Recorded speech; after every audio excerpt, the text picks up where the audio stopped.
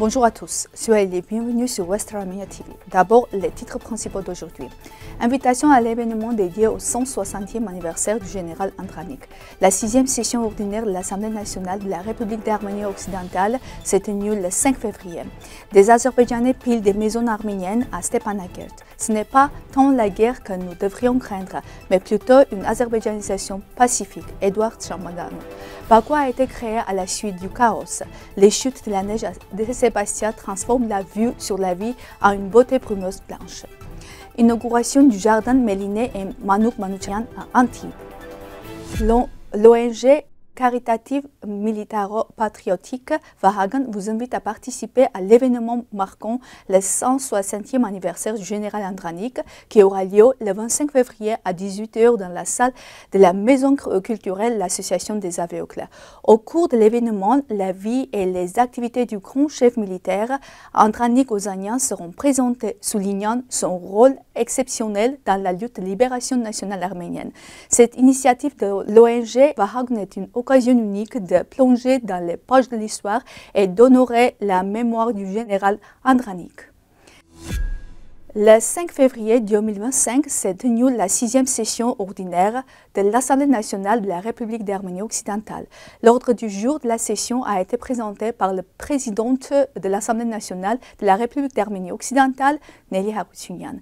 La première partie de l'ordre du jour a porté sur la visite de la délégation du Conseil national arménien au Panthéon de Yarablour le 1er février où ils ont déposé des fleurs sur la pierre commémorative dédiée à la mémoire de la Légion arménienne. Ensuite, la session a pris note que le 4 février 2025 fut célébré le 14e anniversaire de la création du gouvernement de la République d'Arménie occidentale qui est considéré comme événement historique très important. Les députés de l'Assemblée nationale ont félicité toutes les personnes et institutions liées à cet anniversaire mémorable et ont ajouté que des mesures plus actives devraient être prises à cet égard pour nos objectifs nationaux. Dans la deuxième partie de l'ordre du jour, une discussion libre a eu lieu au cours de laquelle un certain nombre de propositions ont été discutées. Il a été conclu que la prochaine session de l'Assemblée nationale pourrait avoir un ordre du jour plus intéressant que celui mentionné. À la fin de la séance, un certain nombre d'autres questions d'actualité ont également été abordées. Les Azerbaïdjanais pillent les maisons des Arméniennes à Stepanakert, poursuivant la destruction du patrimoine arménien de la vie, rapporte la chaîne Montagne du Karabakh. Les vidéos montrent des étudiants participant au pillage, probablement à l'université de Dadartsar, qui a également été vandalisée. L'Azerbaïdjan transforme et détruit ses institutions culturelles et éducatives. Le revêtement du bâtiment universitaire a été retiré et la façade a été recouverte d'une terrasse en bois. Il s'agit d'une nouvelle manifestation du génocide culturel de l'Azerbaïdjan, tandis que la communauté internationale reste silencieuse. Edouard Chamazanov, membre de l'organe suprême de l'APR, écrit sur sa page Facebook « Nous ne devrions pas tant craindre la guerre que l'azerbaïdjanisation pacifique. Malheureusement, les guerres sont des processus inévitables qui se produisent souvent dans le monde d'aujourd'hui. Même les plus puissants ne sont pas à l'abri des guerres. Il ne faut donc pas avoir peur d'une éventuelle guerre et tout concéder au panturquisme, mais plutôt compter sur les capacités de défense de l'État pour éviter d'être piétiné. Je me souviens du tristement célèbre Premier ministre britannique Neville Chamberlain qui, en 1938, par peur de la guerre, avait signé le pacte de Munich avec Hitler, mais qui avait reçu non seulement le déshonneur, mais aussi la guerre et le bombardement de Londres. Alors qu'un segment de la télévision azerbaïdjanaise raconte comment la Russie a attaqué et a capturé les Zangezur en 1920, il convient de noter qu'en principe, l'Azerbaïdjan n'existait pas avant 1918 et qu'il n'est pas apparu qu'en la suite de l'effondrement et du chaos de l'Empire russe. La chaîne Telegram de Dmitri Nikotin a rapporté ce qui suit. Prêtez l'attention à la rhétorique du présentateur et l'allié lui-même. Voici un remerciement Simon, a écrit la chaîne Telegram. Cette réalité souligne une fois de plus la politique menée par les autorités de Bakou, basée sur une distorsion libérée des faits historiques.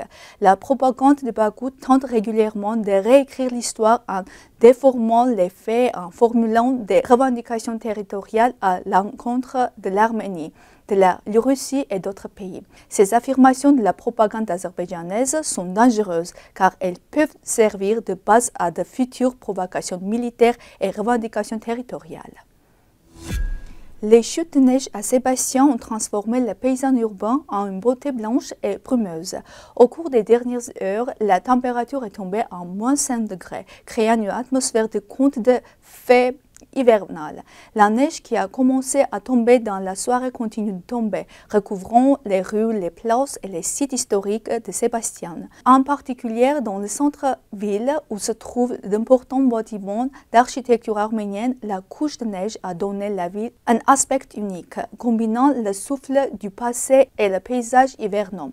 Le gouvernement régional de Sébastien a publié un communiqué indiquant que les chutes de neige se poursuivront dans les prochains jours et a invité les habitants à être prudents, à éviter de conduire sur des surfaces verglacées et à surveiller les prévisions météorologiques. Lors de la conférence qui a eu lieu à Antibes-Juan-les-Pins le 15 février 2024, M. Jean Leonetti, maire d'Antibes-Juan-les-Pins, a confirmé au président Armenak Abramian que la commune honorera comme il se doit la mémoire et les héros de la résistance Méline et Misak Manouchian. Cette position a été rappelée par M. le maire au président Armenak Abramian le 24 avril 2024 lors de la cérémonie en mémoire des victimes du génocide perpétré contre les Arméniens.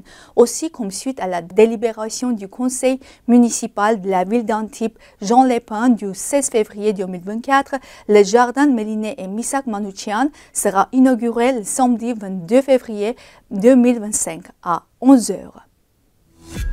C'est tout pour aujourd'hui. Merci d'être avec nous. Au revoir.